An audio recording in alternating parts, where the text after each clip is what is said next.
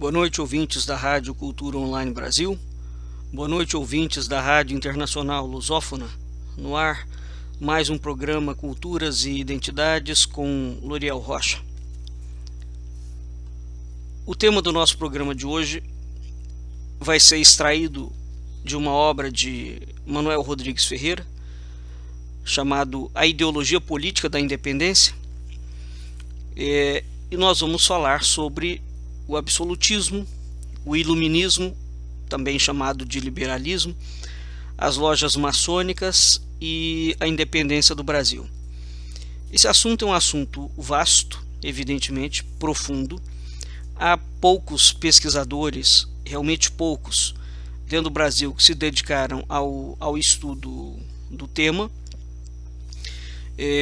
Até hoje, a chamada historiografia oficial ou a historiografia dominante crê que a presença da maçonaria na independência brasileira é uma história menor, e nós vamos ver que esse veto da historiografia dominante, né, sobre a presença da maçonaria no processo da independência brasileira é uma cortina de fumaça, meramente uma cortina de fumaça, evidentemente ocultando e impedindo que o tema fique claro, não é?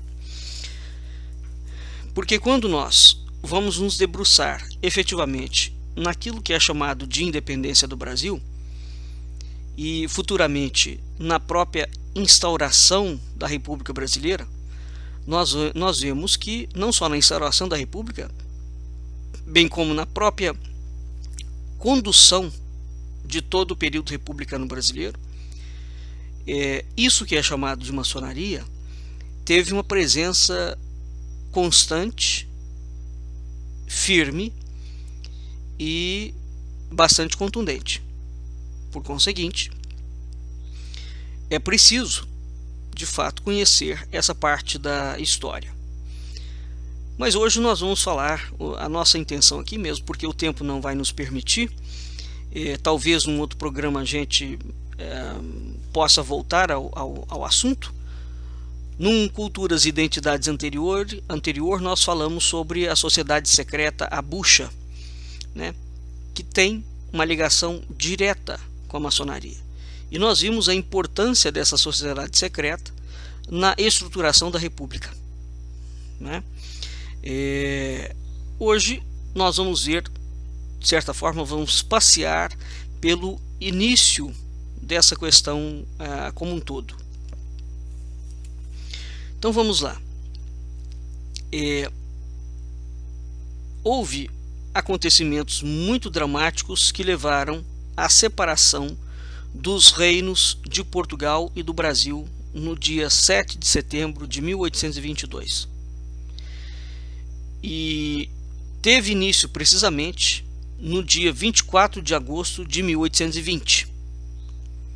Então, a separação de 7 de setembro de 1822, ele tem um marco. Ele não começa aqui, mas ele tem um marco.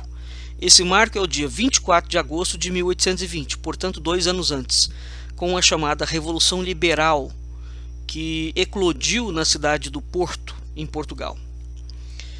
E essa Revolução Liberal que eclodiu no Porto, ela vai se espalhar como um rastilho de pólvora, né?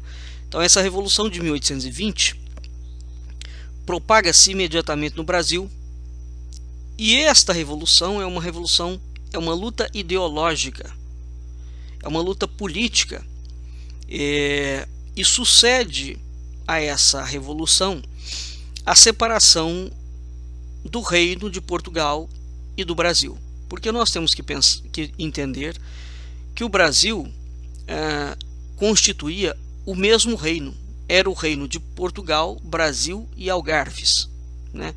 Por conseguinte, dizer que o Brasil era uma colônia, entre outras coisas, é uma inverdade absoluta naquela altura, né? A denominação independência, que é dada, portanto, ao evento de 7 de setembro de 1822, não é de forma nenhuma exata, nenhuma, Porque se nós considerarmos o Brasil como o consideravam os monarquistas absolutistas naquela época, ou seja, que o Brasil era um reino e foi elevado à categoria de reino em 1815, Reino Unido ao Reino de Portugal. Portanto, se consideramos a situação relativa de ambos os países e sob o ponto de vista da monarquia absolutista de Dom João VI, em 7 de setembro de 1822 houve a separação do Reino de Portugal. Só isso. Não é o Brasil como colônia, nunca existiu em nenhum documento oficial português. Isso é uma mentira criada pela historiografia brasileira. E, infelizmente, esta mentira foi criada exatamente por José Bonifácio de Andrade e Silva e por Dom Pedro I, para combater esta revolução liberal que eclodiu na cidade do Porto. Esta revolução liberal de 1820 é uma revolução maçônica, com o pé fincado dentro da Inglaterra. Mas então nós temos que ter em vista essa perspectiva. A palavra independência não é de modo nenhum exata, porque o Brasil não era uma colônia, o Brasil era um Reino Unido, né? Isso é a mesma coisa que você pegar o Brasil hoje e dividir os estados e dizer que o estado do Rio Grande do Sul é colônia de Brasília. Não tem nenhuma relação uma coisa com a outra, né? Mas se nós considerarmos o evento político sob o ponto de vista dos liberais, portanto dos iluministas, né, da maçonaria da época, essa gente era anti-monarquista. Então, sob essa perspectiva, houve uma independência, mas no sentido de liberdade, né?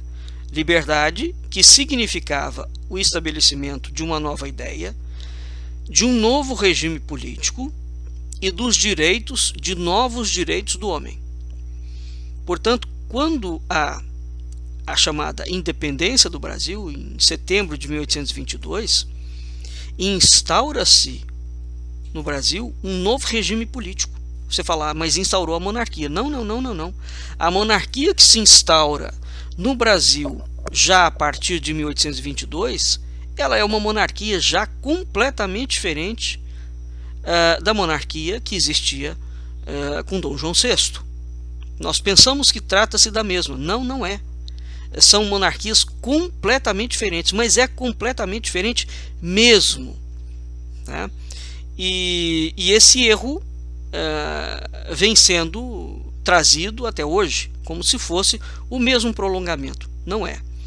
Então, em setembro de 1822, instaura-se, portanto, um novo regime político, uma nova ideologia e uma nova legislação. E o cariz desse novo regime político, né, a característica fundamental desse novo regime político, dessas novas leis, né, e desses novos direitos do homem, são absolutamente materialista. Instaura-se o reino da matéria.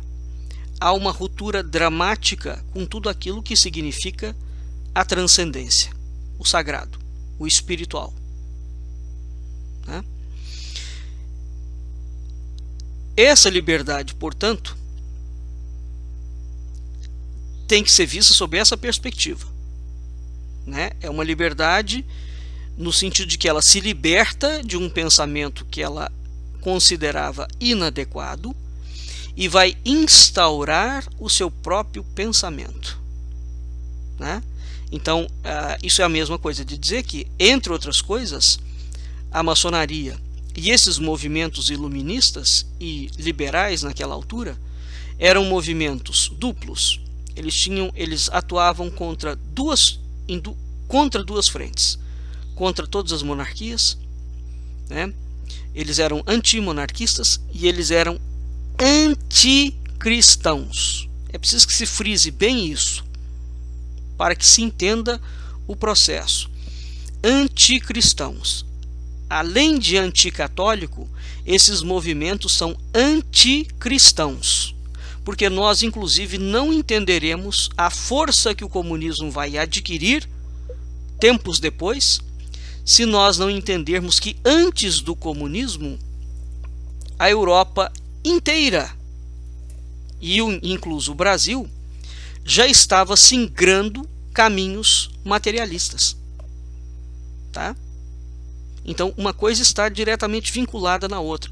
E a maçonaria e esses chamados liberais iluministas, né, eram indivíduos, repito, antimonarquistas e anticristãos. A partir dessas revoluções, a cultura ocidental cristã passa a ser combatida de uma forma absolutamente feroz. Né?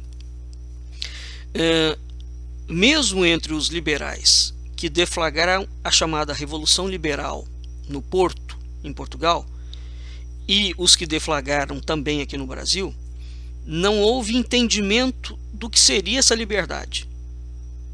Né? Por quê? Em Lisboa, vai assumir o poder político as cortes, que eram os chamados representantes do povo.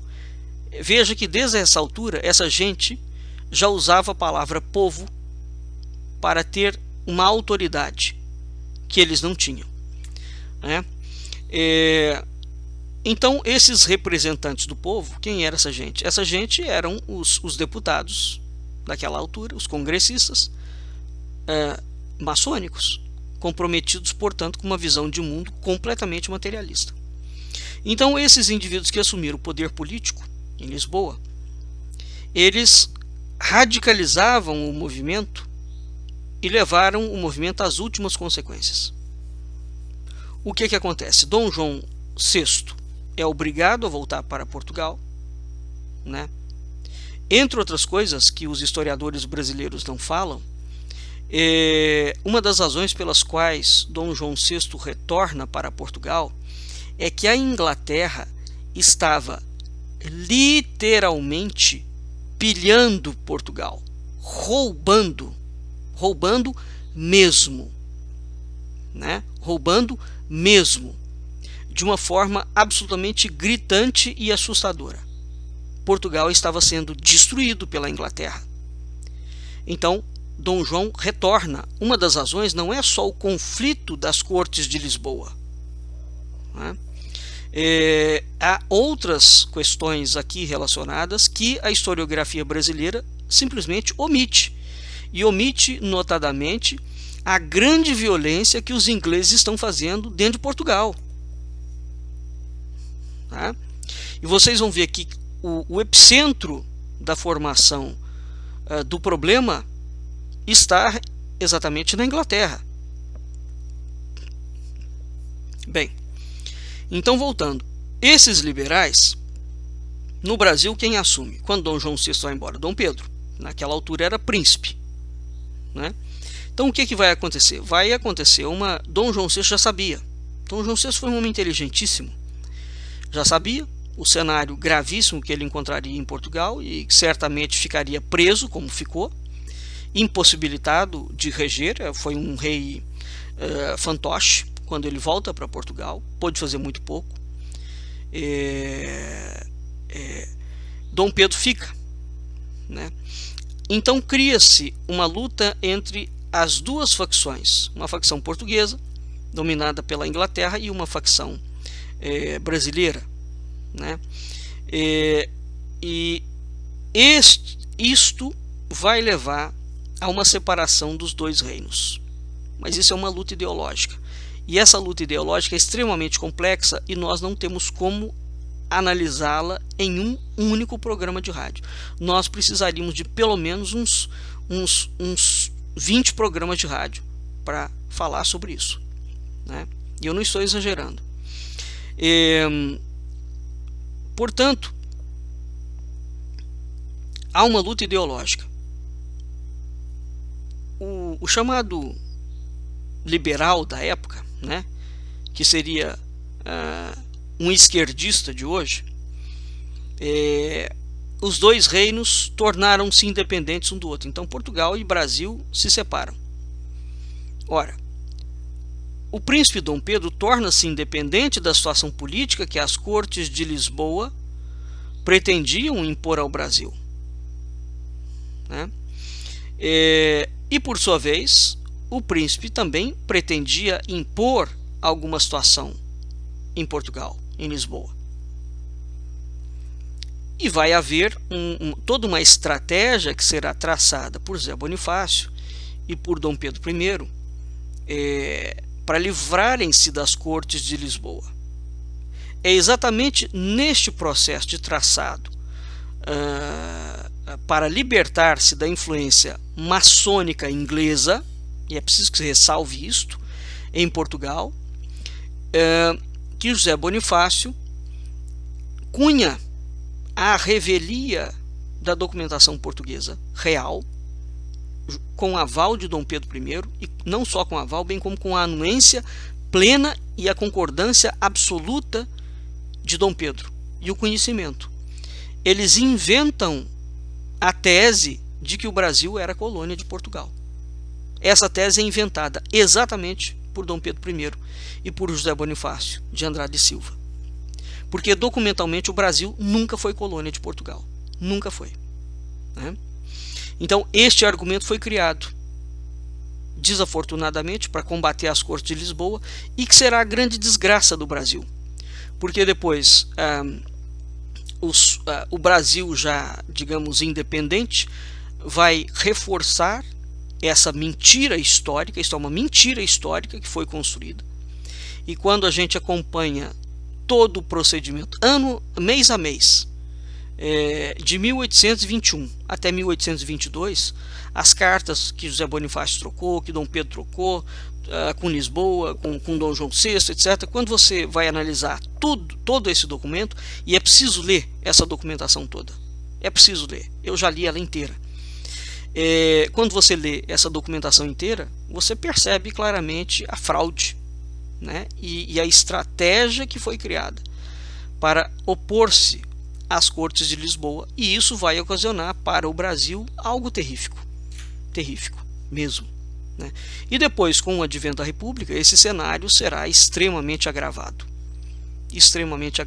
e até hoje essa mentira continua sendo exercida, hoje numa escala praticamente cosmogônica, né? Então, houve uma independência do Brasil, de certa forma, sim, né? Se nós considerarmos que essa palavra tem uma perspectiva liberal, né? E não sobre uma perspectiva documental, né? Então, sobre uma narrativa ideológica de que você quer romper com um período anterior, houve independência sobre esse aspecto, né?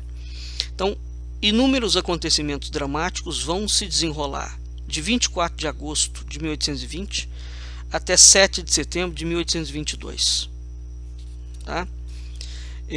Bom, dito isto, vamos fazer aqui um estudo preliminar, né? Vamos entender o que era uma monarquia absolutista, né? O que era o iluminismo que originou as ideias políticas liberais, e o que eram as lojas maçônicas que puseram as ideias iluministas da política liberal em curso. Então, quem colocou as ideias políticas liberais do iluminismo em curso foram as lojas maçônicas no mundo inteiro, né? Para derrubar a monarquia e para destruir a cultura ocidental cristã. Esse é um ponto fundamental que tem que ser entendido. Muito bem. Quando, no início do Renascimento, né, surgiu o chamado Estado-nação, surgiu também a chamada teoria do direito divino dos reis. Essa teoria do direito divino dos reis apoiava-se numa ideia muito antiga, embora no Renascimento ela está um tanto modificada. Que teoria é essa? Essa teoria era a teoria segundo a qual a autoridade dos reis tem uma origem e uma sanção religiosa. Mas vejam bem, este caso não se aplica a Portugal. Não se aplica a Portugal. Tá? Mas era uma teoria que vigorava. Então hoje os historiadores contam a história de Portugal, e Portugal inclusive nunca teve uma monarquia absolutista como foi a França, por exemplo, né? Como teve a França, como teve a própria Inglaterra. A monarquia portuguesa é uma monarquia de um cariz completamente diferenciado, e é preciso entender essa diferenciação, e nós não podemos também hoje entrar nesses detalhes, mas vamos entender o que estava vigorando naquela altura. Então essa teoria do direito divino dizia que a autoridade dos reis tem uma origem e uma sanção religiosa. Portanto, tem uma união aqui entre o poder temporal, né, o poder do rei, e o poder espiritual, o poder da Igreja Católica Romana, né? Bom, essa teoria era popularmente aceita.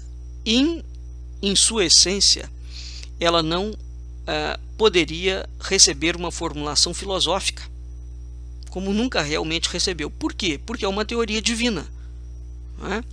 Então, para o povo, essa teoria gerava um dever cívico no sentido religioso.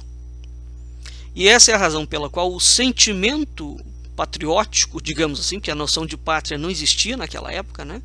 O sentimento patriótico era dirigido e situava-se em torno da figura do rei. Abaixo do rei achavam-se os vassalos, que prestavam ao rei uma submissão absoluta, né? Então, a obediência e submissão a uma autoridade política máxima, que no caso era o rei, era uma doutrina muito fácil de ser admitida e de ser assimilada pelos povos, porque ela era eminentemente popular. Não se tratava, portanto, a teoria do direito divino dos reis de uma construção intelectual, apoiada em sistemas filosóficos extremamente elaborados. Isso é importante, essa distinção, mesmo que o caso português não fosse este. Mas é importantíssima essa distinção, porque quando o iluminismo vem, ele cria uma teoria política filosófica. Percebem? Filosófica. Então você já tem um complicado sistema filosófico, portanto de ideação, de pensamento, né, construído pelo homem, que vai falar: esse sistema político é o melhor. Então isso não havia quando você tinha monarquia. Tá certo? Na história da civilização ocidental, o patriotismo é um sentimento novo. Novo mesmo. Na Idade Média não existia sentimento patriótico. Aliás, isso nunca existiu ao longo da história da humanidade. O homem medieval tinha somente sentimentos de lealdade. Lealdade ao grêmio em que ele participava. Grêmio não é futebol não, tá? Ao local que ele participava. Se ele fosse um artesão, ele tinha lealdade ao seu grupo de artesãos, à sua comunidade, à sua ordem senhorial, à ordem eclesiástica, etc. Tal. Isso é fácil de compreender se nós considerarmos que na Idade Média não existia Estado-nação, né? Ou seja, os países estavam organizados segundo uma doutrina política. Os países não estavam organizados segundo uma doutrina política, tal como nós temos hoje. Então, hoje para nós é um tanto quanto difícil entender isto, porque toda a organização do Estado moderno, ela é uma doutrina política. Tá? De modo que você não se relaciona com o presidente da República, você não se relaciona com o senador, né? Isso não era assim antes dos Estados-nação, quando havia a teoria do direito divino dos reis. O vassalo, portanto, todo aquele que não é rei é vassalo. Então o vassalo relacionava-se diretamente com o rei. A relação era direta. Hoje não. Hoje está intermediando o povo e os legisladores ou os administradores do Estado um corpo de leis totais. E o povo não pode, inclusive, chegar diretamente ao presidente da República. O presidente da República pode ou não recebê-lo. Isso não era assim que acontecia com os reis, né? Portanto, no primeiro momento do Renascimento, quando começa a aparecer pela primeira vez na história os Estados-nações, que eram organizados segundo a teoria do direito divino dos reis, é que os homens começaram também a conhecer um sentimento que não era natural a eles. A gente pode designar esse sentimento como um sentimento patriótico, né? Porque você tem o início do surgimento do Estado-nação, né?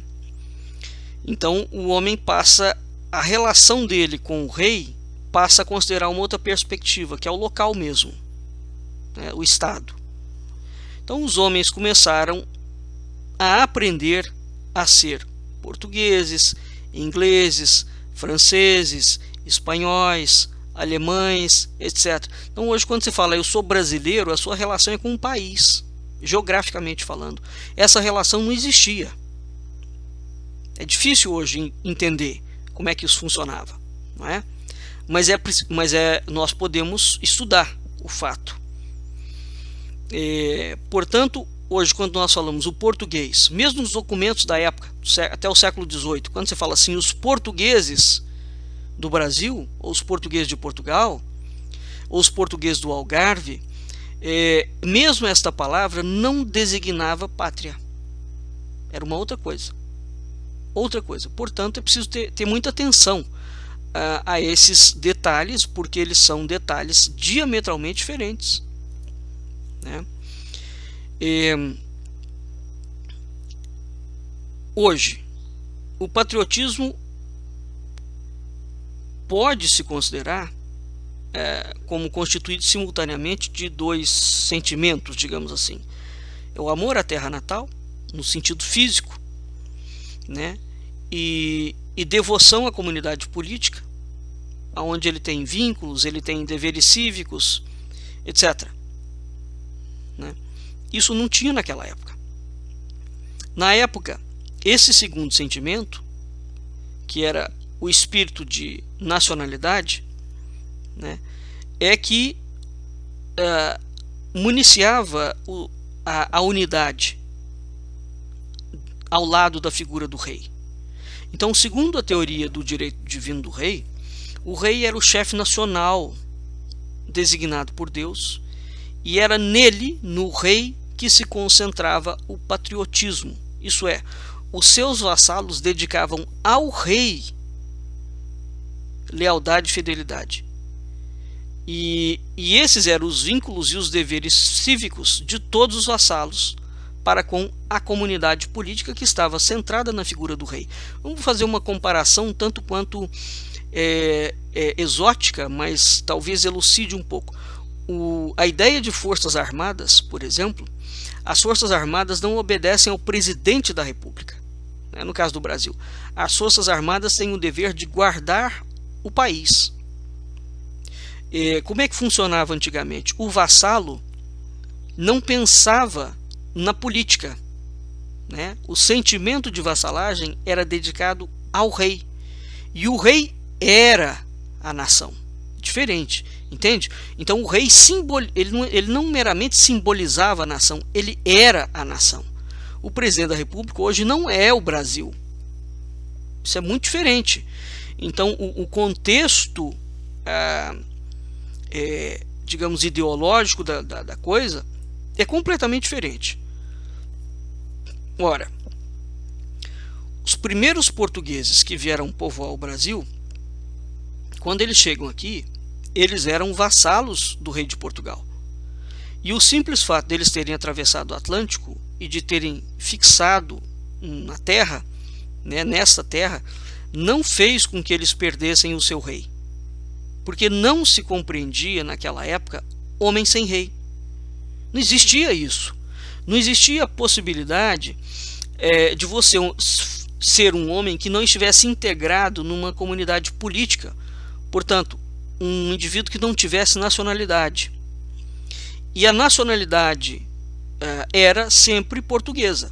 Portanto, se você nascesse no Brasil, quem nasceu no Brasil de 1500 a 1822, conforme constam em todos os documentos, era português do Brasil. Português. Todo mundo que nascia era português. Tá? E todo indivíduo que nascesse no Brasil era vassalo do rei de Portugal. Portanto, esses indivíduos nascidos no Brasil possuíam o sentimento de patriotismo? Sim. Nesse sentido, sim. Porque eles têm amor à terra aonde eles nasceram. Né? Agora, o sentimento de patriotismo, no sentido de dedicação a uma comunidade política, isso existia? De certa forma, pode-se dizer que sim. Né? Porque o rei capitaneava isto, mas não era uma dedicação a uma comunidade política no sentido de um partido político. A figura do rei capitaneava tudo para ele.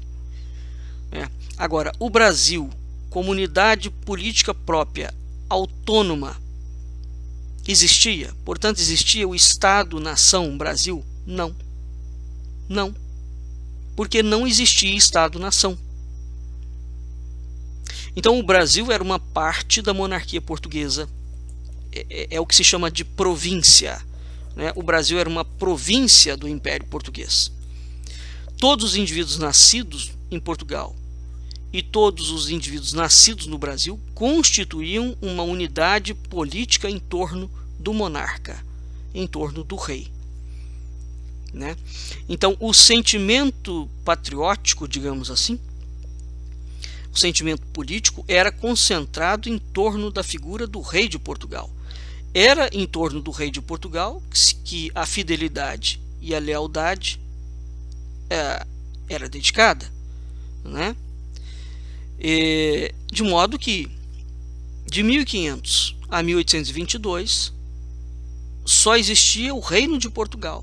Nunca existiu o Brasil como colônia. Nunca. A fórmula clássica, lealdade e fidelidade ao rei, era uma fórmula única existente na Europa. E existente na América também. E essa fórmula expressava o patriotismo. Né? E então os homens naquela altura não diziam que iriam lutar e morrer pela pátria. Eles falavam: nós vamos lutar e morrer pelo rei.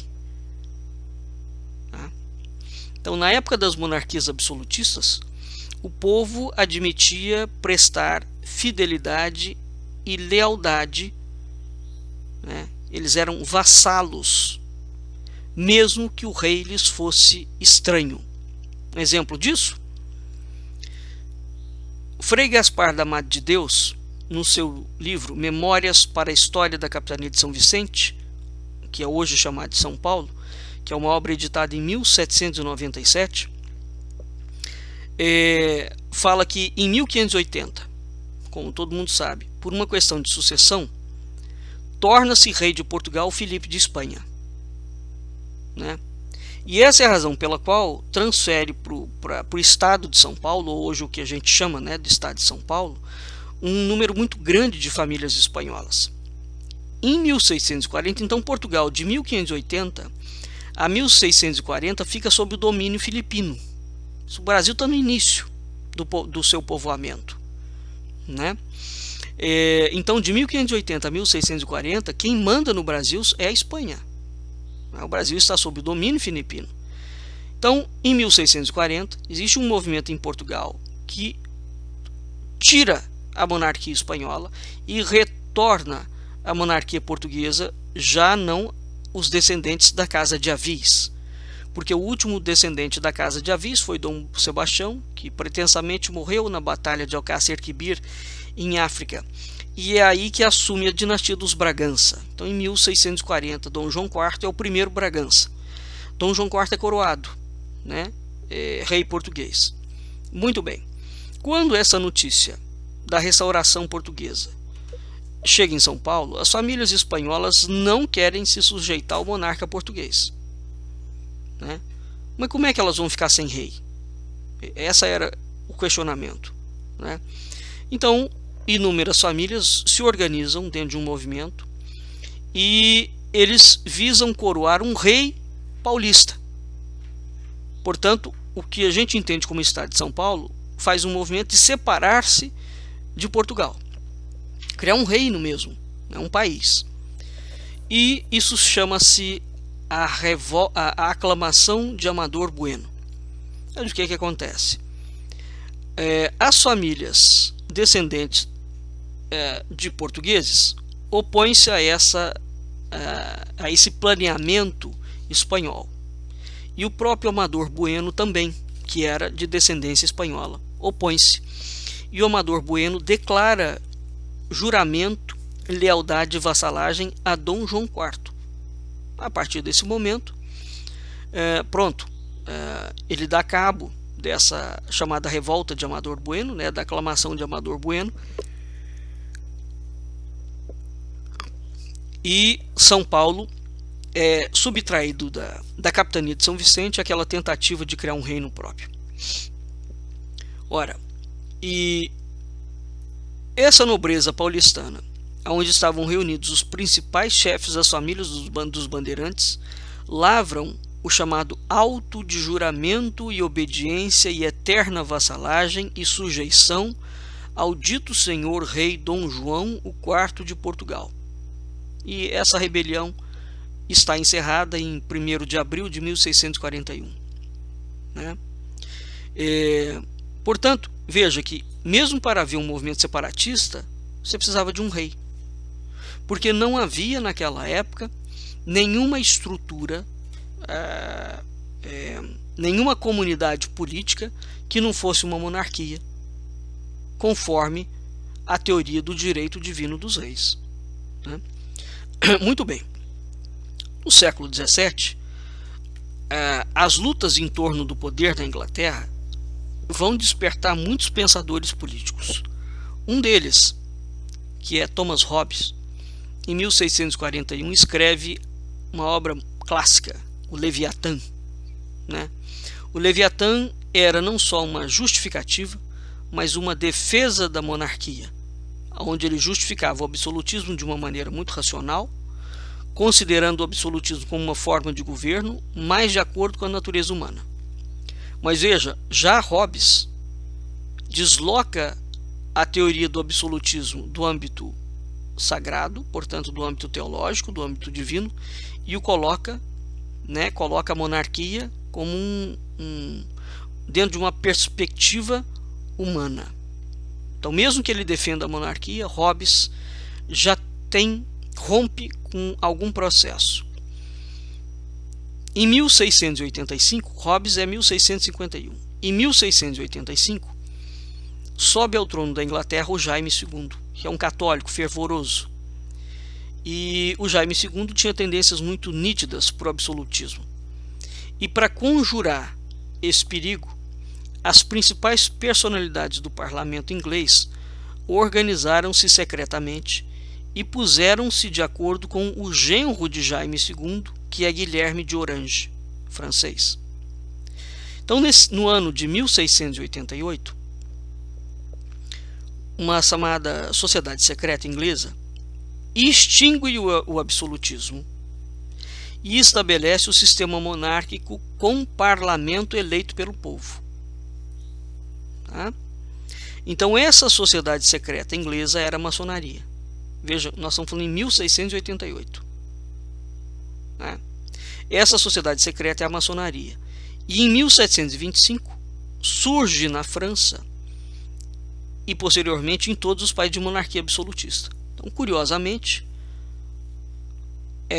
já havia, portanto, atuando nos subterrâneos, uma organização que... Por que ela é chamada de organização secreta? Não é que ela era iniciática, não.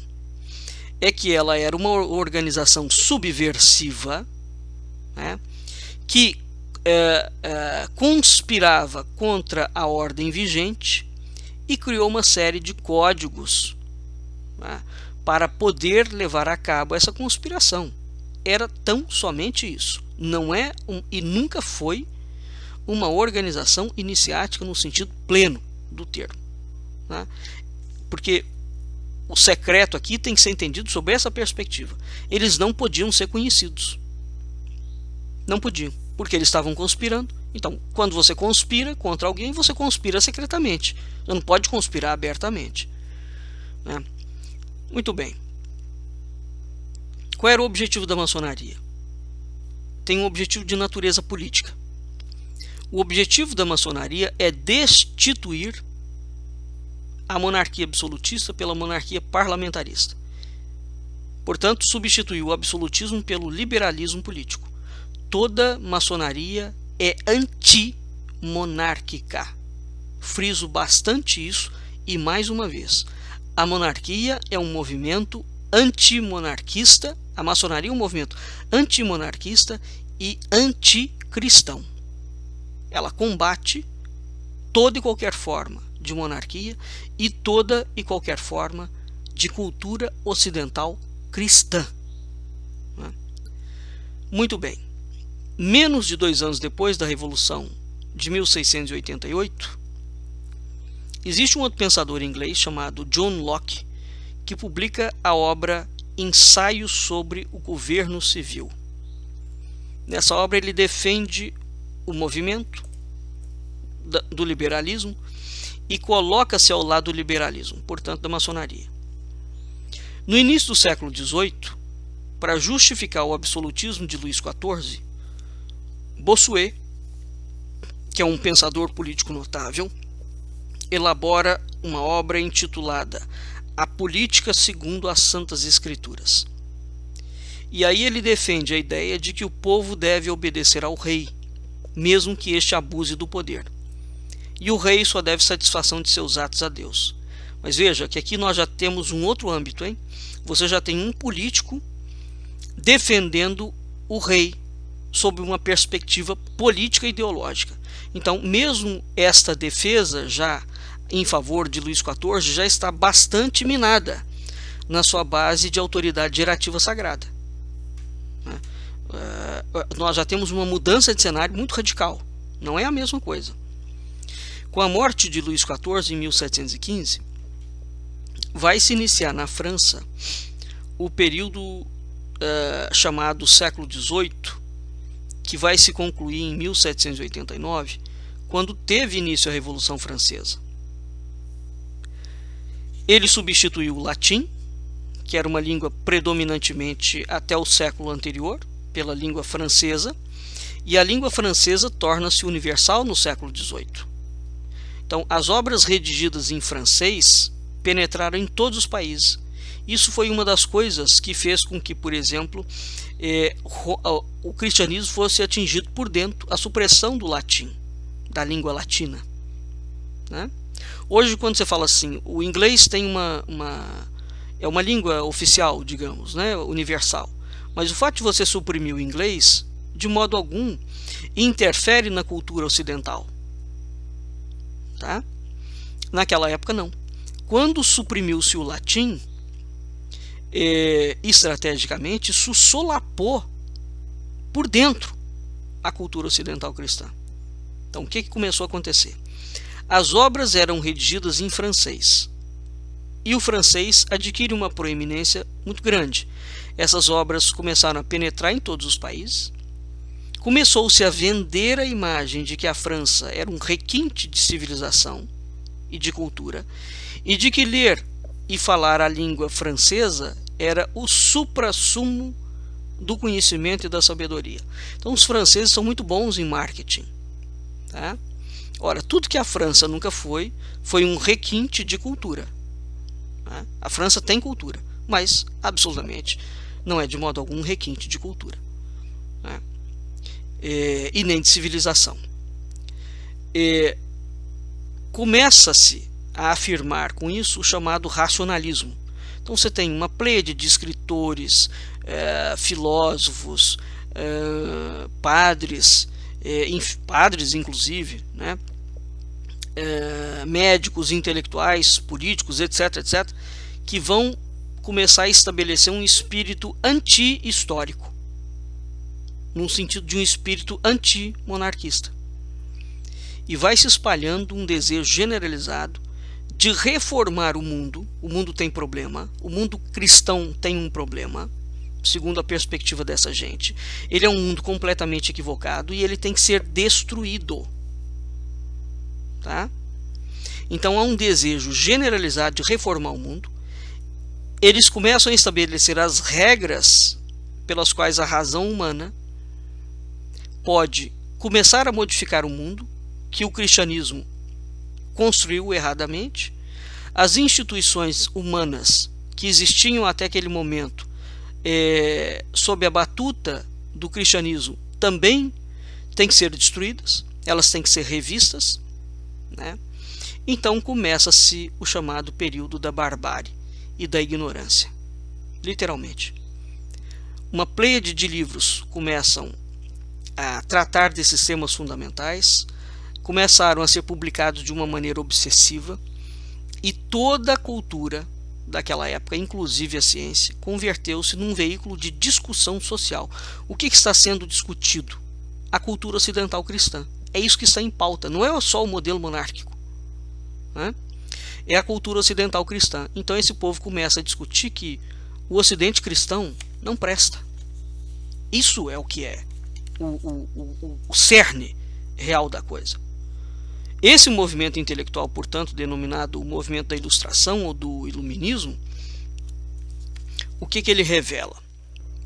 Ele revela um racionalismo que se opõe a qualquer religião revelada, particularmente o cristianismo. Combate o judaísmo, mas particularmente o cristianismo. E ele se opõe ao clericalismo. Muito bem. Surge a Encyclopédie, que é uma obra dirigida por um francês que é o Diderot, e onde, ao mesmo tempo em que se criticam as tradições, se exalta a técnica. A França e a Inglaterra são os grandes centros exportadores do combate ao mundo ocidental cristão. Né? É preciso entender o que foi feito.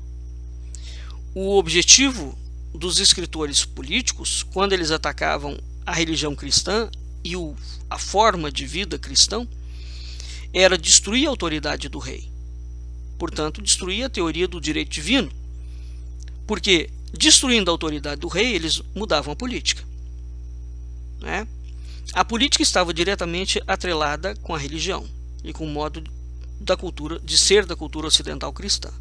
Destruindo as bases da monarquia absolutista, o que eles destruíam? Por tabela, a religião, a nobreza, o clero e a cultura. E foi isso que foi feito. Então esse movimento intelectual criminoso que surge, criado pela maçonaria, é simplesmente um movimento absolutamente demolidor. Ele não apresenta nada de construtivo, ele não oferece nenhuma ideia, né, de como é que a sociedade pode ser reorganizada, como é que a sociedade pode ser construída, o que é uma teoria política eficiente, quais são as novas formas de governo, e desse momento em diante começa uma sequência de experimentações no campo social, no campo cultural, no campo político, e que está até hoje. Eles criam um laboratório, né, fazem do mundo um palco, um laboratório terrível dentro dos seus planos para ver se consegue reconstruir o mundo. O objetivo desses loucos é simplesmente destruir o que existia e construir de novo. Só que eles não sabem como fazer. E eles vão lançando uma teoria atrás da outra. Né? E isso existe até hoje. Esse é o cenário que nós lidamos. Então, qual é o objetivo do iluminismo? Destruir a cultura ocidental cristã. Nada além. Com esse objetivo construído, então, existem duas personalidades muito poderosas que se destacam na elaboração de teorias novas para substituírem as teorias antigas, no sentido de serem as teorias cristãs. Quem são esses indivíduos? Montesquieu e Rousseau. Então, Montesquieu, no livro dele, O Espírito das Leis, ele classifica os governos em despóticos, monárquicos e republicanos. E ele expõe uma concepção famosa da chamada divisão dos poderes, graças aos quais, e segundo as próprias palavras do Montesquieu, os poderes se limitando uns aos outros, a liberdade, isto é, o governo fundado na lei, tornar-se-á possível. É Montesquieu, no espírito das leis, portanto, que divide os poderes em três. É Montesquieu que cria o executivo, o legislativo e o judiciário.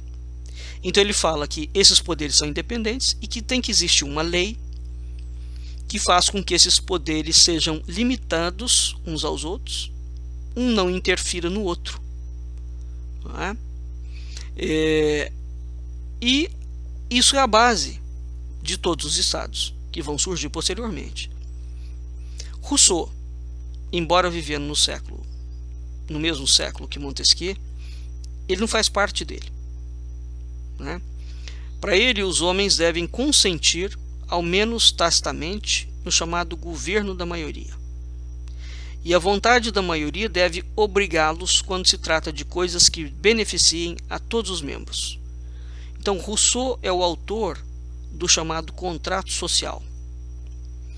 Isso é a teoria da vontade geral e da vontade de todos, que é a base da sua fé democrática.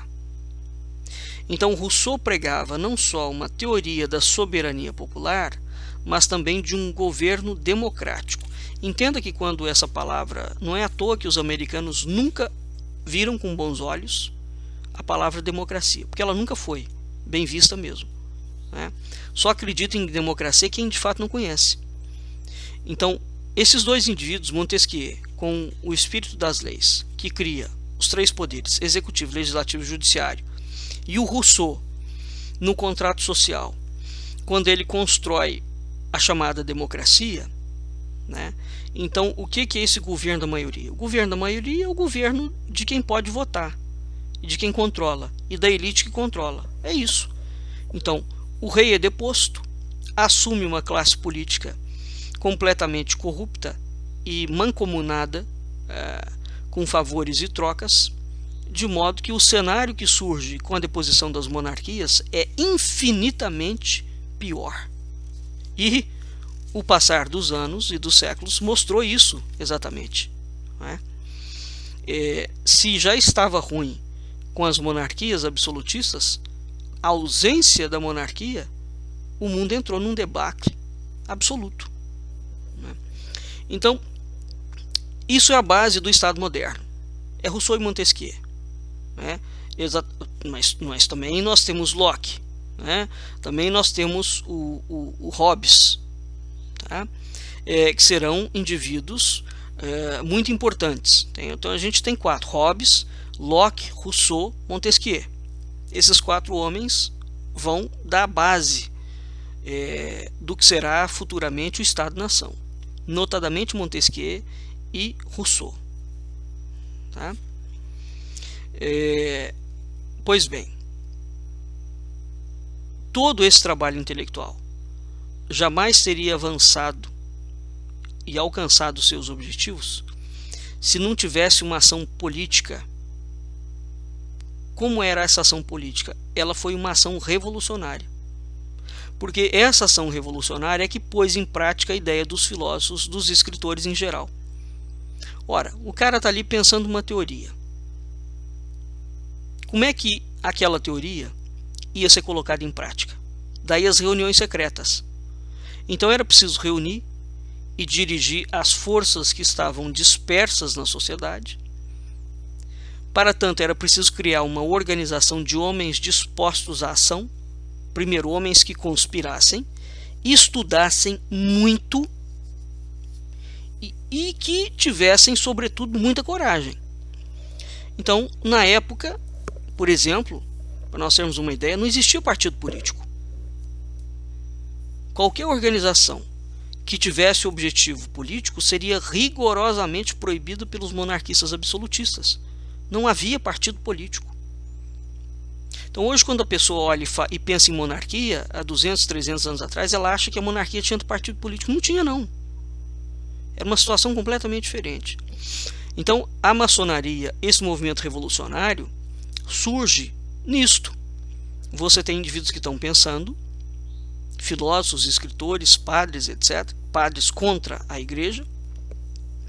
Esses homens começaram a se reunir, era o chamado baixo clero, né? Então, todo o movimento da maçonaria, notadamente da maçonaria dentro do Brasil, os maçons dentro do Brasil foram aqueles indivíduos que eram os menos dotados. Era o baixo clero, era a baixa política, era a baixa nobreza, era a baixa tudo. Esses indivíduos insatisfeitos com a posição política e social que eles tinham dentro da sociedade, eles começam a urdir, né, nos subterrâneos, nos porões, igual uns ratos, um golpe revolucionário. Tá? Então, esses homens estavam dispostos à luta armada, inclusive. E esses caras foram os caras que formaram os quadros da maçonaria. Né? Qual era a categoria social desses homens? Eles pertenciam a uma categoria denominada burguesia. Desde os fins da Idade Média, vinha surgindo uma classe de comerciantes, de industriais, de banqueiros, de lavradores.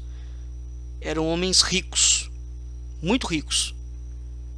Esses homens dirigiam e administravam os seus negócios. Fizeram fortunas imensas. Os Rothschild, por exemplo, é um exemplo clássico dessa classe, tá? Que vai formar futuramente o grupo de Bilderberg. No século XVIII, a sociedade ainda era tradicionalmente dividida nos chamados 3 estados, que era a nobreza, o clero e o povo. A burguesia não pertencia a nenhum desses estados. Não era nobreza, não era clero e não era povo. Ora, portanto, pode ser vista, era uma classe marginalizada, digamos assim, né? Porque eles eram ricos, mas não eram nobres, não eram do clero, não eram sacerdotes, e não eram do povo. Mas não era gente pobre, era gente muito rica. Mas o que eles queriam? Eles queriam exatamente o lugar da nobreza, porque era a nobreza, junto com o clero, que dirigia os governos. Então o que eles queriam? Simplesmente que o governo passasse a mão deles. Foi isso que aconteceu. Né? Não é que eles fossem marginalizados porque o governo os marginalizasse. Não. É porque eles não tinham títulos nobiliárquicos. E mesmo assim, há muitos burgueses, notadamente no caso do Brasil e na Europa também, que por serviços prestados adquiriam título de nobreza. Então eles passavam a categoria da nobreza. Mas haviam muitos que não conseguiam, por razões óbvias e evidentes. Né?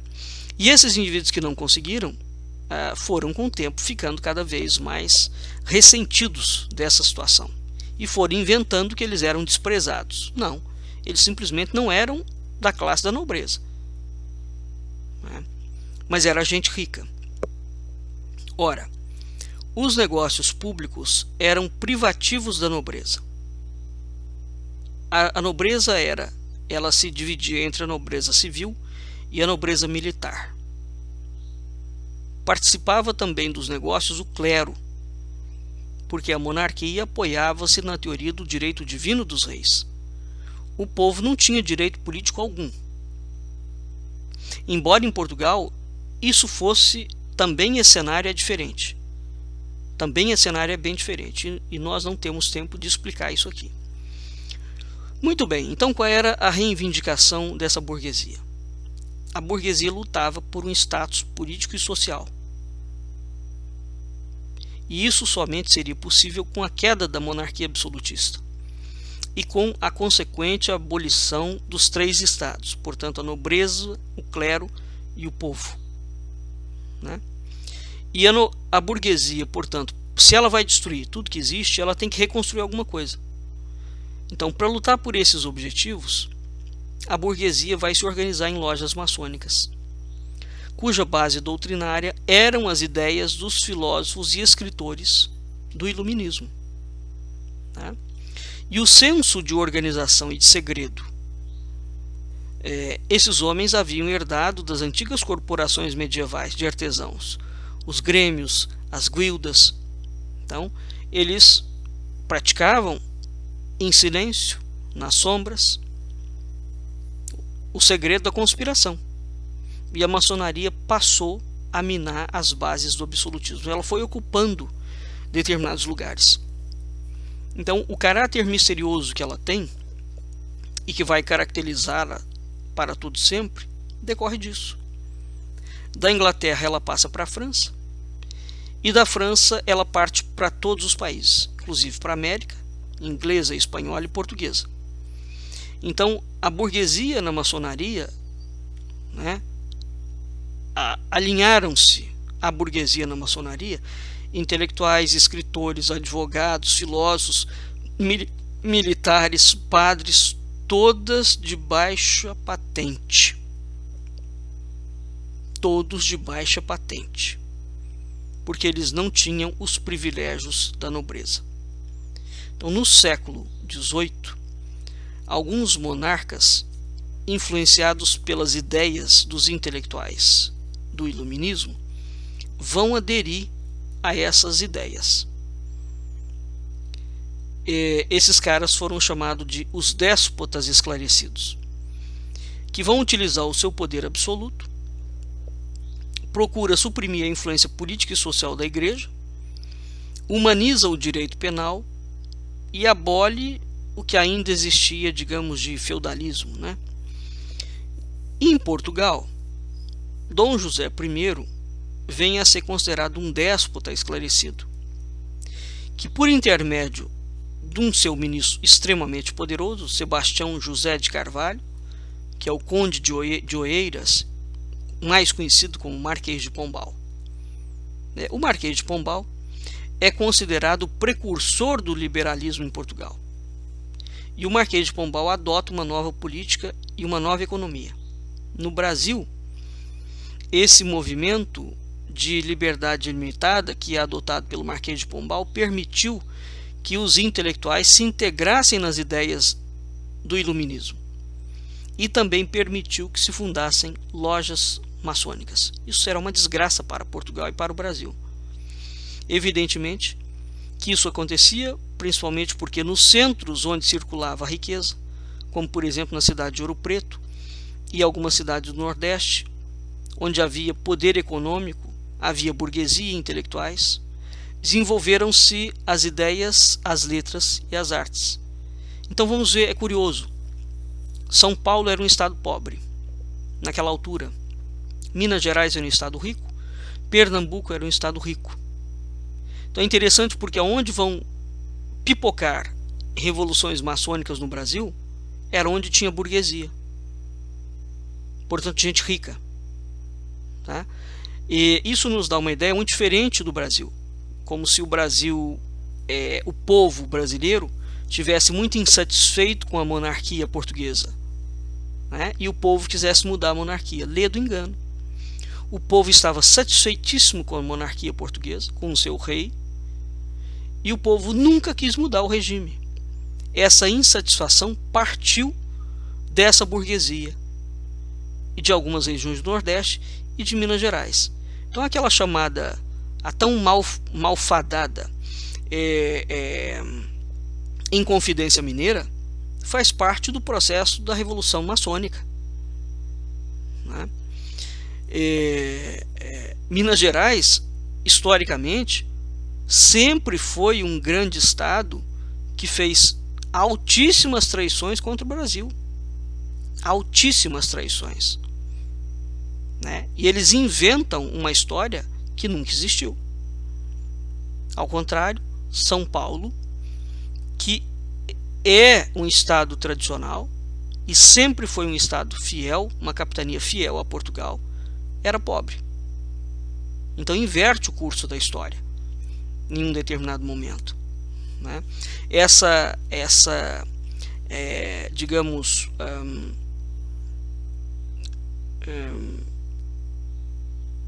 disputa que acontecerá entre Minas Gerais e São Paulo, essa rinha que tem até hoje, em parte vem disto, né, do fato de Minas Gerais ter tido inúmeros e apoiado inúmeros movimentos antimonarquistas, né, e São Paulo não. São Paulo sempre foi fiel à monarquia, sempre, até o fim. Aliás, o Brasil só consegue, Dom Pedro só consegue manter a unidade política do Brasil, depois da suposta independência, porque São Paulo entra em peso, né, nesse aspecto. Muito bem.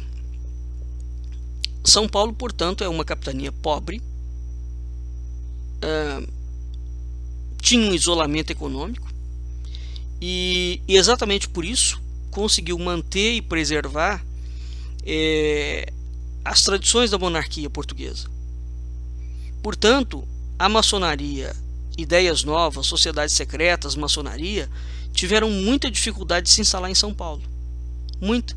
Porque São Paulo vai ter um espírito conservador muito grande, conservador no sentido monarquista, e muito poderoso, e será absolutamente fundamental para dar apoio político ao príncipe Dom Pedro I. Né? Então, com o falecimento do rei Dom José I, termina em 1777 o período do Marquês de Pombal. Quem sobe ao trono? A rainha Dona Maria I. Com Dona Maria I existe um retorno ao absolutismo à moda antiga, e existe um endurecimento do regime absolutista. Tá? Muito bem, dito isto, vamos agora partir para um intervalo aqui para me dar um pouco de descanso, e nós voltamos, vamos ouvir a música, a gente volta daqui a pouco para continuar a segunda parte do nosso programa. Até daqui a pouco. Voltando agora com a segunda parte do nosso programa. Então, em 1777, morre Dom José I e assume Dona Maria I. Com a morte de Dom José, o Marquês de Pombal perde o seu poder. Né? O Marquês de Pombal tensionava transferir a capital, portanto Lisboa, para o Brasil, depois do terremoto que praticamente destruiu Lisboa. Né? Dona Maria I tenta retomar o absolutismo, a moda antiga. Em 1776, portanto um ano antes da morte de Dom José, tem início a Revolução das 13 Colônias nos Estados Unidos contra a Inglaterra. Né? E a independência dos Estados Unidos é reconhecida em 1783 pelo Tratado de Versailles. Então essa revolução é preparada e deflagrada pela maçonaria norte-americana. E ela constitui uma vitória, né? E com ela implanta-se as ideias liberais no Novo Mundo. Portanto, a independência americana é um triunfo da burguesia norte-americana que adotou as ideias de Locke, Montesquieu e Rousseau. Na capitania de Minas Gerais, já estavam disseminadas essas ideias liberais maçônicas. Né? E essas corporações reagem brutalmente ao governo de Dona Maria I. Né? Então eles passam a conspirar contra o governo de Dona Maria e eles querem separar Minas Gerais de Portugal, como quiseram separar São Paulo, a capitania de São Vicente. Então, é em decorrência disso que em 1789, em Vila Rica, hoje Ouro Preto, né, é deflagrada a Inconfidência Mineira pelas lojas maçônicas. Então, evidentemente que só Dona Maria age com um pulso firme em relação àquilo ali e manda matar Tiradentes, mas tinha que mandar mesmo, é regicídio, né? É revolução. Você está atentando contra a monarquia. Né? Portanto, o projeto, a chamada Inconfidência Mineira, tinha por objetivo instaurar a República em Minas Gerais e separar Minas Gerais do resto do Brasil. Era isso que estava em curso. de modo que aquela revolução não era uma coisa nem um pouco tranquila, gostosa, né, saudável, né? Essa revolução falhou. 5 anos depois, em 1794, Dom Azeredo Coutinho, o bispo Dom Azeredo Coutinho, que era natural de Pernambuco, ele publica uma obra intitulada Ensaio Econômico sobre o Comércio de Portugal e suas colônias. E no prefácio, ele ataca a maçonaria, denominada por ele como seita. O bispo escreve, em 1794, da seguinte forma, abre aspas, há quase um século que principiou uma seita com a mania de civilizar a África, reformar a Europa, corrigir a Ásia e regenerar a América. Essa seita, inconsequente em seus princípios, é só consequente em destruir o que achou feito, para depois lhe dar uma nova forma que ela diz ser a mais sublime e a mais bela que pode conceber o espírito humano. Para pôr em prática a sua mania, ela e os seus sectários juraram uma guerra perpétua a todos os governos e a todos os tronos que não seguissem os seus ditames, e tomaram por armas o ferro, o fogo, o veneno, a traição, a intriga e a perfídia, armas que, conforme o seu sistema de maior perfeição e do bem da humanidade, são meios lícitos, contanto que se consiga o seu fim destruidor da ordem estabelecida entre as nações. Fecha aspas. Uma coisa que muito pouca gente sabe é que as táticas de guerrilha desenvolvidas pela maçonaria serão todas importadas para o comunismo. Todas, sem exceção de nenhuma. Portanto, a força tática do comunismo no século XX é originária da maçonaria. Isso raríssimos indivíduos falam, porque a maçonaria ainda é um poder no mundo. E essa é uma das razões pelas quais a igreja vai condenar até hoje qualquer padre de ser maçom. E quando você entra em um templo maçônico, você vê inúmeros padres maçons. Você fala, mas como é possível isso? Se a própria igreja condena e o padre é maçom, o que está acontecendo?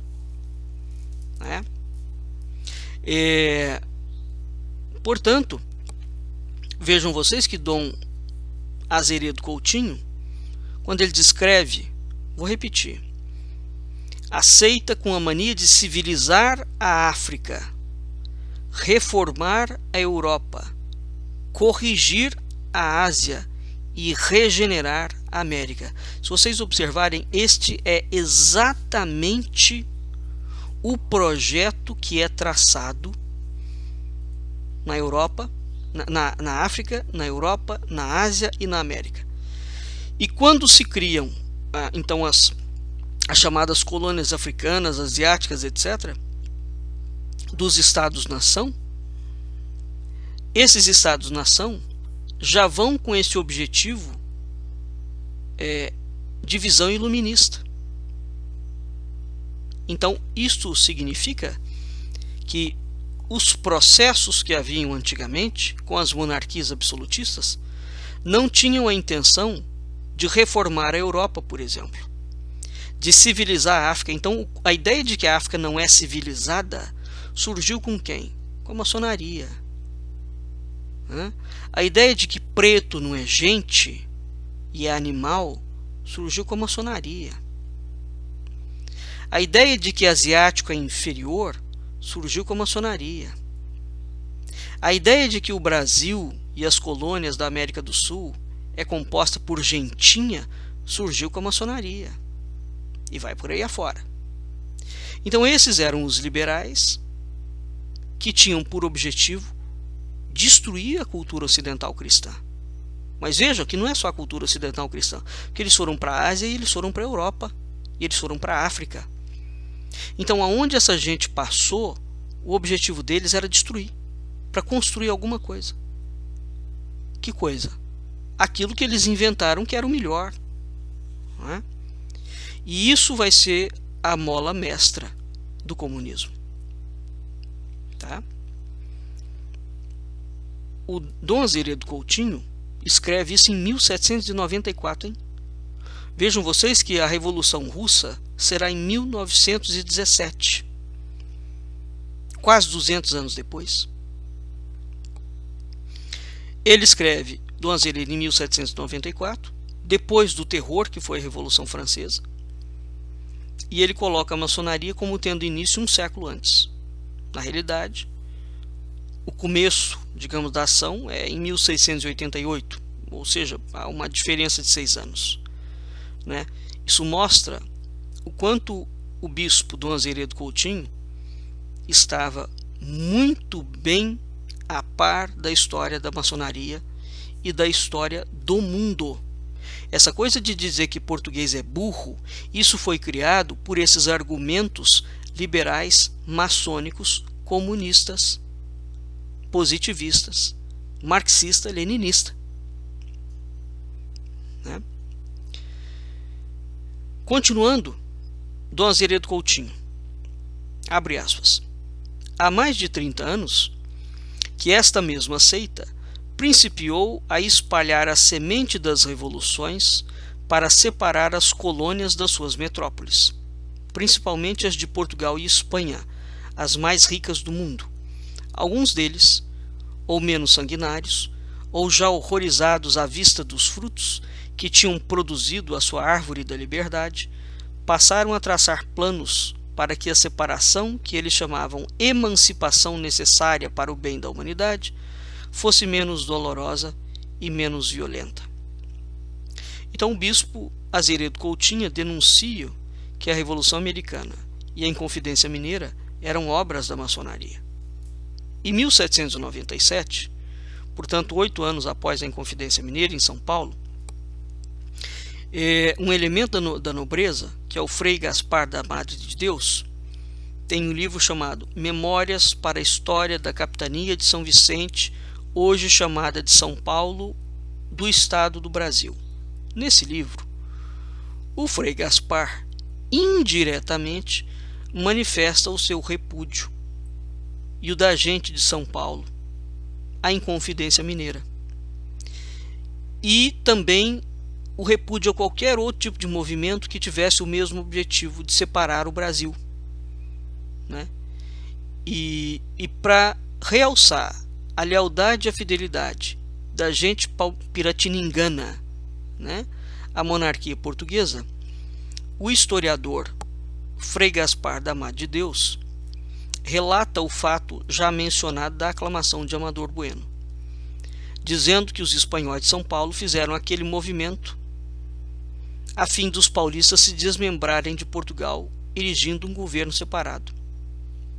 E mais, o Frei Gaspar relata que os promotores daquele movimento, de 1º de abril de 1641, para garantirem o êxito, abre aspas, lembraram os milhares de índios, seus administrados, e escravos com que podiam levantar exércitos formidáveis de muitos mil combatentes, e a situação de São Paulo, sumamente defensável, e tão somente a estrada de Paranapiacaba, que é o caminho do mar, de qualidade muito má, bastaria lançarem-se pedras pela serra abaixo para se retirarem derrotados os expugnadores, que eram os reinóis, né, os monarquistas.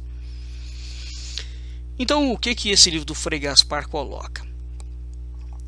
Que o movimento de separação de São Paulo, em 1641, teria tido um êxito total caso os paulistas quisessem. Mas os paulistas sempre foram fiéis à sua majestade. Né? E, ao contrário dos mineiros, os paulistas e a nobreza paulista e a burguesia paulista não queriam se separar. Né? Então, esse é um sentimento unânime dos paulistas. havia uma inalterável lealdade e fidelidade à coroa de Portugal. E os bandeirantes repudiavam a Inconfidência Mineira e qualquer outro movimento semelhante.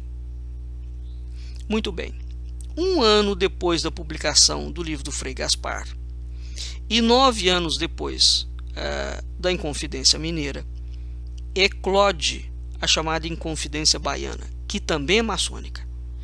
E na manhã de 12 de agosto de 1798, a maçonaria da cidade de Salvador reedita o movimento da Inconfidência Mineira, com proclamações onde eles afirmam à Bahia um caráter republicano, né? Essa revolução também é fracassada, né? E os indivíduos, os responsáveis por esse movimento, são enforcados e são esquartejados. Entre esses indivíduos tem 4 pardos, que eram escravos antigos, 2 dos quais eram soldados rasos, um cabo de esquadra e um alfaiate. Uma gente inculta, analfabeta, incapaz de escrever as proclamações revolucionárias, aonde você vislumbra que existe um perfeito conhecimento das ideias políticas e sociais da Ilustração, portanto, da França. De modo que, o que a gente tem aqui? Você tem uma série de conspiradores que escreveram todo o movimento da conspiração, coloca gente inculta e do povo para pegar em armas, e aquela gente permanece escondido, né? Muito bem. Em 1808, Dom João muda, né? A corte transmigra para o Brasil. Então Dom João transfere a sede do governo da monarquia portuguesa para o Brasil. E com isso, a monarquia portuguesa é salva. Ao contrário do que acontece com a Espanha, por exemplo. A Espanha sofre com as invasões de Napoleão e, em decorrência desses acontecimentos militares e políticos, que são resultantes da invasão francesa, a monarquia espanhola cai. Tá? Em 1812, reunido em Cádiz, a chamada Assembleia Nacional aprova a Constituição Liberal da Espanha. A maçonaria no Brasil não consegue, porque um dos primeiros atos de Dom João VI, quando ele chega ao Brasil, é proibir o movimento maçônico, sociedade secreta. Tem decretos dele sobre isso, tá? Para a gente ter uma ideia da gravidade do processo. Então é preciso ler esses decretos. Mas a maçonaria no Brasil já estava atuante há muito tempo, né? Ela não está adormecida. E ela também não surge com Dom Pedro I. Então dá uma ideia de que aquela atuação fortíssima da maçonaria, com José Bonifácio envolvido até o último fio de cabelo naquele negócio, surge do dia para a noite. Não, esse movimento no Brasil já tinha quase 200 anos conspirando diariamente contra a coroa portuguesa, diariamente, né? Então, essa maçonaria no Brasil vai se apropriar das ideias dos pensadores da Ilustração, portanto, de Montesquieu, de Rousseau, né? E isso vai formar a base doutrinária necessária para ela desenvolver uma ação política. Então, no Brasil, como em qualquer lugar do mundo, a maçonaria luta contra a monarquia, ataca a Igreja Católica, ataca o clero, porque o clero é que fornecia à monarquia a garantia da origem divina do seu poder político. Existem inclusive documentos no século XVIII, XIX e mesmo XX, de padres, as irmandades que praticavam determinados cultos, como por exemplo o culto do Império do Espírito Santo.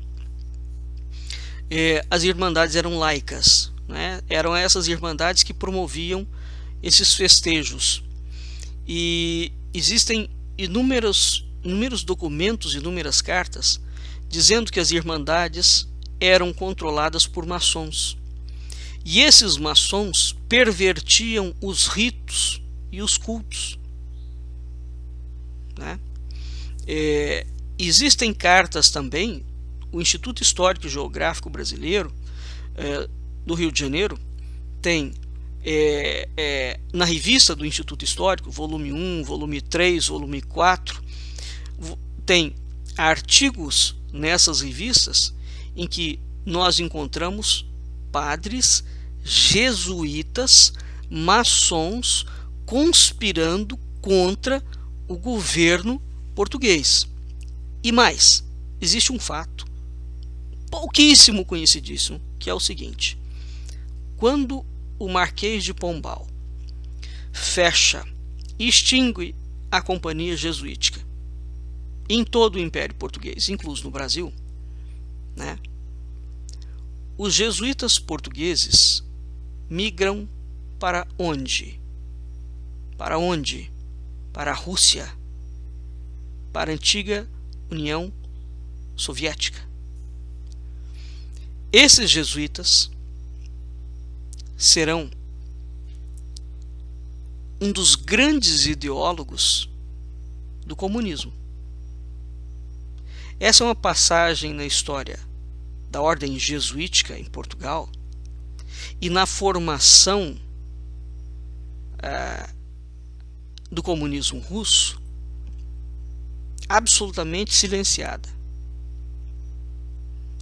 Os portugueses conhecem muito bem a ação dos jesuítas quando o Marquês de Pombal fecha a ordem, tá?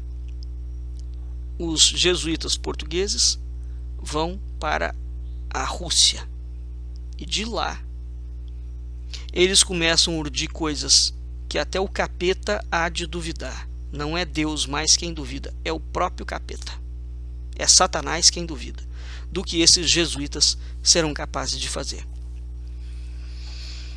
né? Muito bem, voltando aqui no Brasil, a maçonaria, portanto, como é do feitio dela, tem por premissa destruir as monarquias e a cultura ocidental cristã.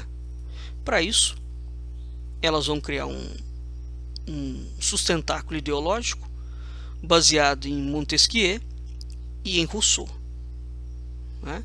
Então elas passam a perseguir o absolutismo, né? Como é que elas vão fazer essa perseguição? Elas precisam de se disfarçar com outras roupagens, porque ela não pode perseguir diretamente. Assim como nós falamos do surgimento da bucha, a maçonaria vai criar, portanto, academias, clubes, comitês, agremiações, instituições literárias, jornais, Se vocês observarem, começa a surgir a partir do século XVIII, XIX, uma profusão de academia, de clube, de comitê, de sociedades, de irmandades, mas assim uma coisa absurda. Quem estava por trás? A maçonaria, que era esse grupo insatisfeito, onde você tinha liberais, intelectuais ali dentro, filósofos, padres, conspiradores, militares, tudo do baixo clero, mas gente rica. É preciso entender, gente rica, e essa gente botou o seu dinheiro a favor do projeto. A favor do projeto. E é por isso que o projeto foi em frente, porque eles metiam a mão no bolso mesmo e fizeram o projeto concretizar, né? E foi aparelhando as igrejas, foi aparelhando o Estado, foi colocando gente, foi colocando professores. Coimbra, por exemplo, veio a ser um grande polo exportador de maçons e futuramente de comunistas. A maioria da nobreza brasileira ia formar em Coimbra, era a grande universidade. Os ricos faziam direito, os pobres faziam medicina, tá? E a lei, o Império das Leis, é o império que surge com a Revolução Francesa, criado, portanto, por Montesquieu e por Rousseau, Daí se entende toda a trajetória do outro programa anterior, onde nós falamos da bucha, da necessidade de você ter um corpo legal e indivíduos que dominem o sistema jurídico, que é em cima desse sistema jurídico que vai funcionar o Estado-nação. Né? Porque você precisa de lei, e a lei é que vai fazer o Estado funcionar. Isso vira uma tirania, a chamada tirania da lei. Né? Então, a maçonaria, que foi perseguida pelo absolutismo, ela se disfarça. Portanto, ela cria academias, clubes, comitês, liceus literários, etc. Em 16 de dezembro de 1815, Dom João eleva o Brasil à condição de reino, em igualdade de condições com Portugal. Né? Então, as autoridades absolutistas fazem o que pode para conter as investidas malignas dessa chamada malfadada Sociedade dos Pedreiros Livres. Né? Pedreiro livre é uma tradução da expressão francesa franc-maçon, ou da inglesa free-maçon. Né? Em inúmeras capitais do Nordeste, como por exemplo em Recife, Salvador, né? Existe uma quantidade de ideias maçônicas que é assim absurda. Né?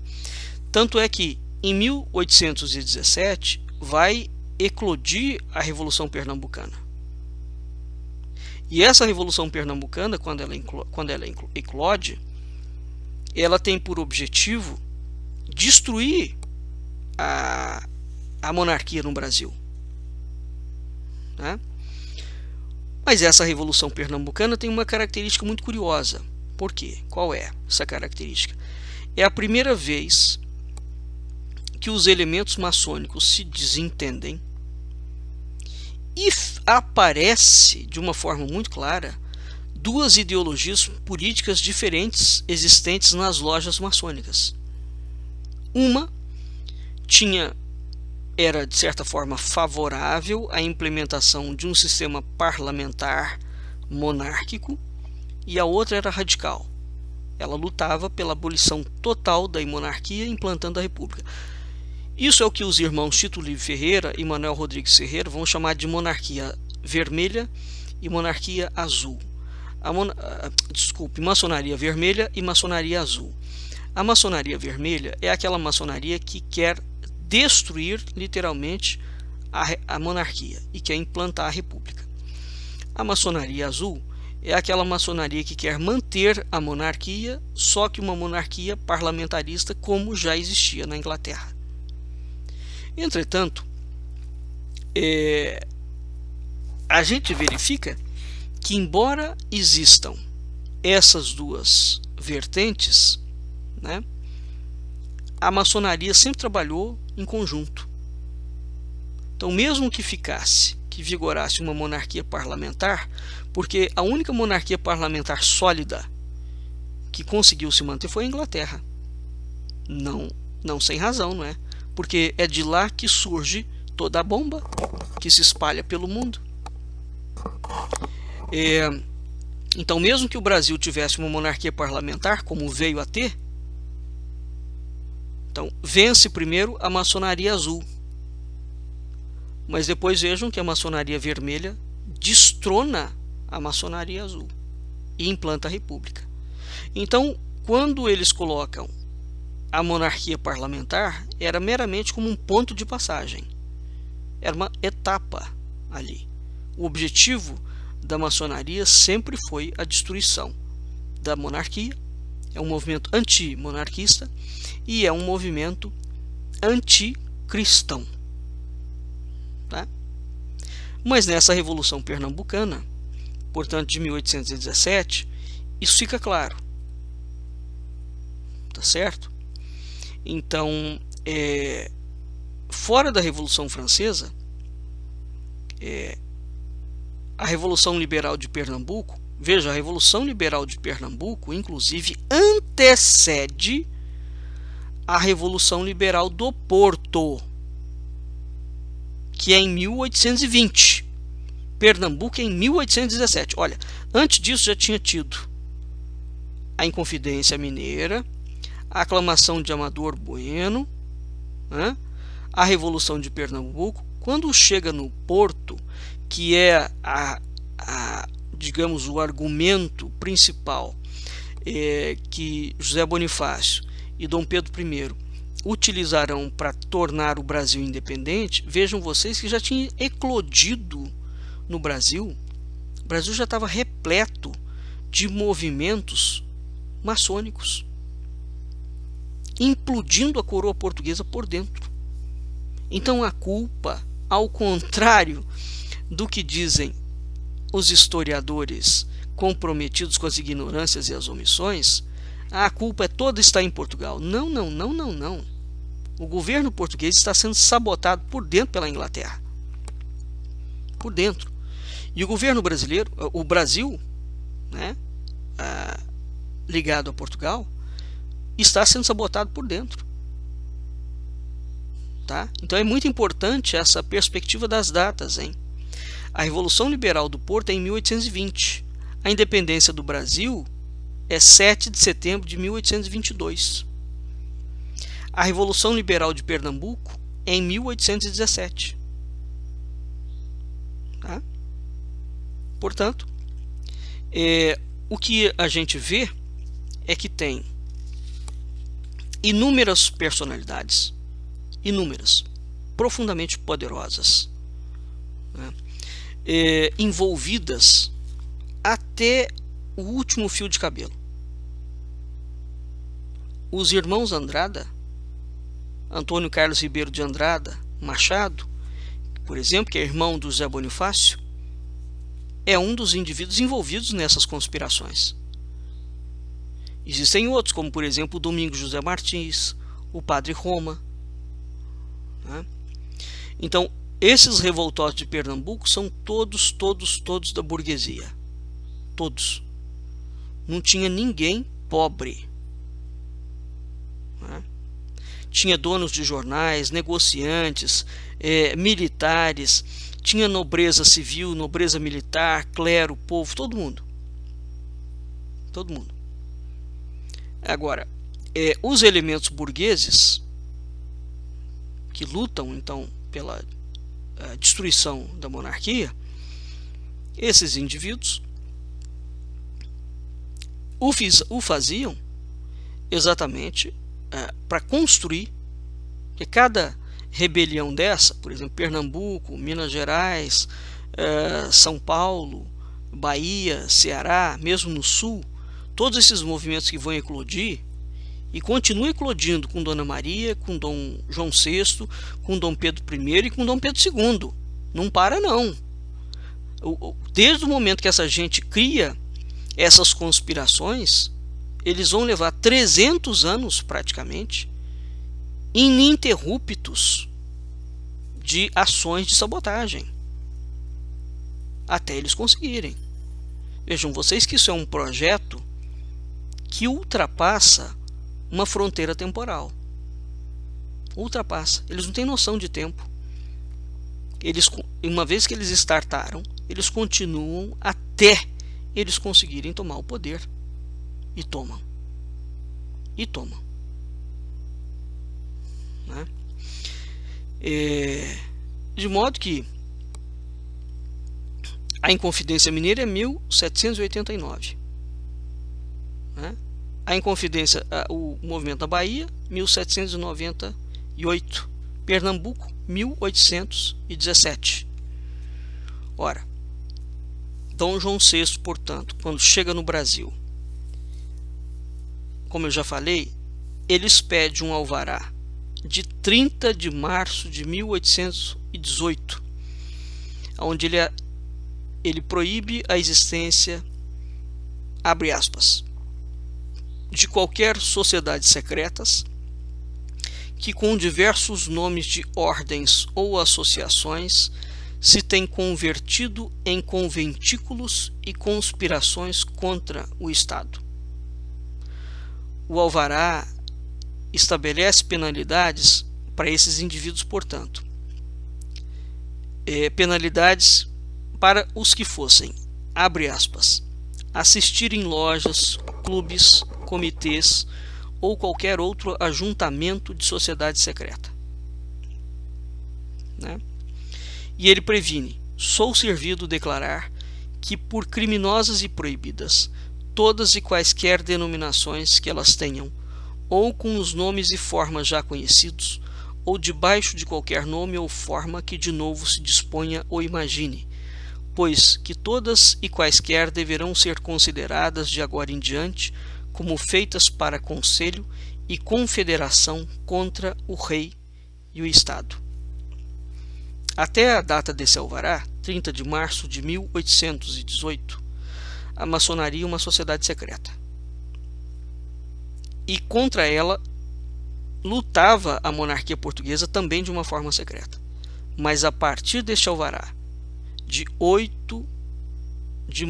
30 de março de 1818, a partir deste alvará, a coroa portuguesa admite publicamente que a maçonaria lutava contra o rei e o Estado. E, portanto, desse momento em diante, a coroa portuguesa declara uma guerra aberta à maçonaria. Evidentemente que, ao deflagrar essa guerra, o fim da monarquia portuguesa está muito próximo. Não é? Então, em 1820, nós vamos ter a Revolução Liberal do Porto. E o maçom José Bonifácio de Andrade Silva é que vai, portanto, lutar contra outros maçons do Porto e vai criar a chamada monarquia constitucional consoante as aspirações da maçonaria azul. E, curiosamente, é sob a batuta de José Bonifácio, que criará e terá uma influência muito grande na criação de Dom Pedro II, que fará com que Dom Pedro II tenha uma devoção filial ao pensamento francês, que é essencialmente maçom. De modo que, mesmo Dom Pedro II, que é um imperador muito bom, muito justo, falava 9 línguas, Dom Pedro II já é educado sutilmente dentro de uma perspectiva laica, anticristã. Porque esta gente não brinca em serviço, mesmo. E é essa gente que futuramente terá todo o seu know-how transposto para o comunismo. Todo. Muito bem. Nós vamos ficando por aqui e esperamos que esta questão que envolve, né, portanto, a monarquia, o iluminismo e as lojas maçônicas e a independência do Brasil tenha ficado um pouco mais clara.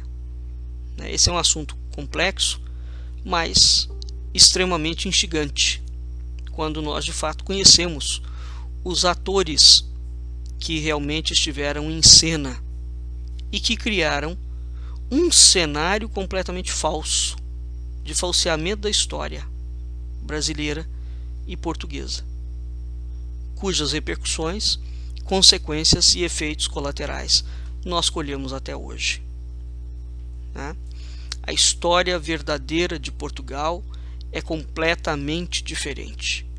O Brasil não conseguirá recuperar a sua identidade, que lhe foi roubada pela maçonaria, enquanto de fato não olhar para o seu passado histórico e de fato entender qual é a raiz cultural de onde esse país procede.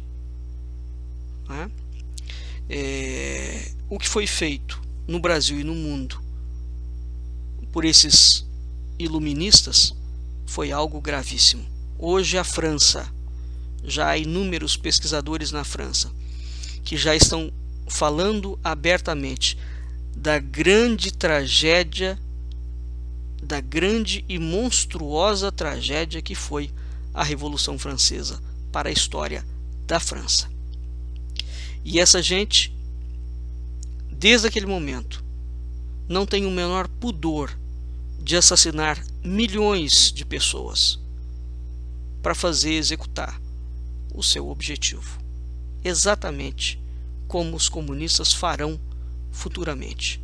É a mesma gente, é a mesma cepa, em modalidades distintas. Tá bem? Muito bem. Vamos ficando por aqui. Até a semana que vem, no nosso próximo programa Culturas e Identidades. Boa noite, Brasil. Boa noite, ouvintes da Rádio Cultura Online Brasil. Boa noite, ouvintes da Rádio Internacional Lusófona. Uma boa noite. Fiquem com a nossa programação a seguir. Um abraço.